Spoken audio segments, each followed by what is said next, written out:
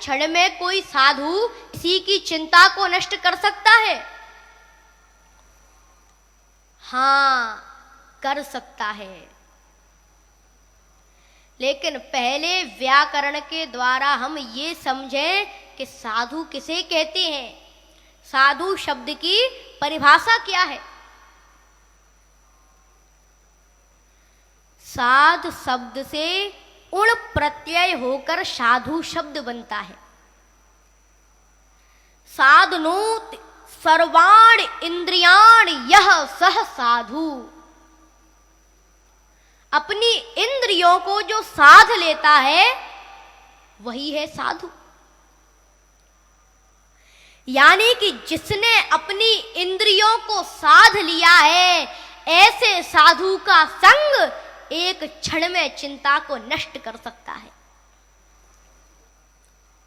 और जिनकी इंद्रियां नहीं सधी हैं, जो आचरणहीन हैं, लेकिन साधु का भेष धारण कर लिया है, ऐसे लोगों के साथ पूरा जीवन ही क्यों ना बिता दो, तब भी तुम्हारी चिंता नष्ट नहीं हो सकती है।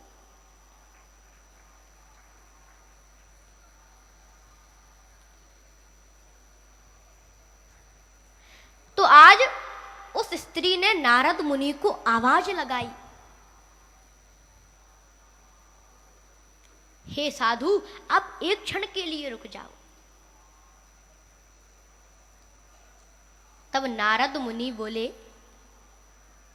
हे देवी, तुम कौन हो?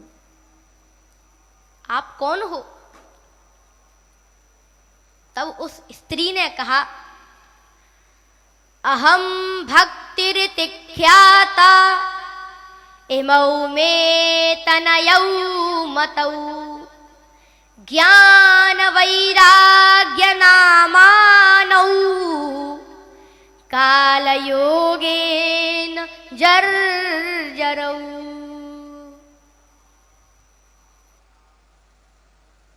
उस स्त्री ने कहा, हे नारद, मेरा नाम भक्ति है और ये मेरे दो पुत्र ज्ञान और वैराग्य हैं।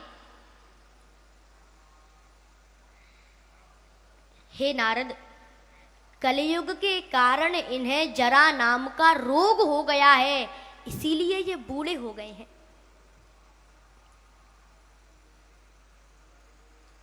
पहले तो मैं भी बूढ़ी थी, लेकिन जब से मैं इस वृंदावन में आई हूं, तब से मैं जवान हो गई हूं।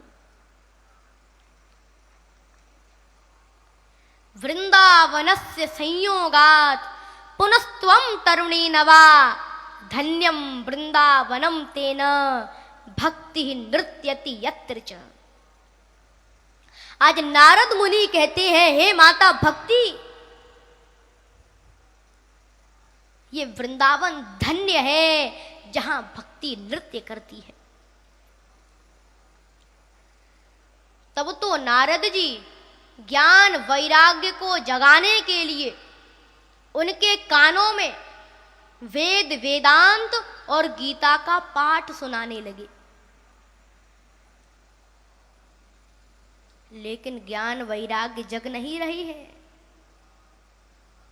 ज्ञान वैराग्य जग नहीं रही है।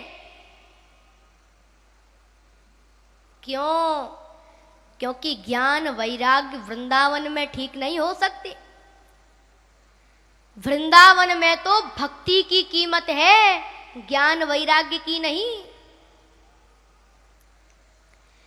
इस वृंदावन में बड़े बड़े योगी वैरागी, बड़े बड़े ज्ञानी वैरागी आए और यहाँ की गोपियों की चरण की रज में खो गए, आज तक मिले नहीं।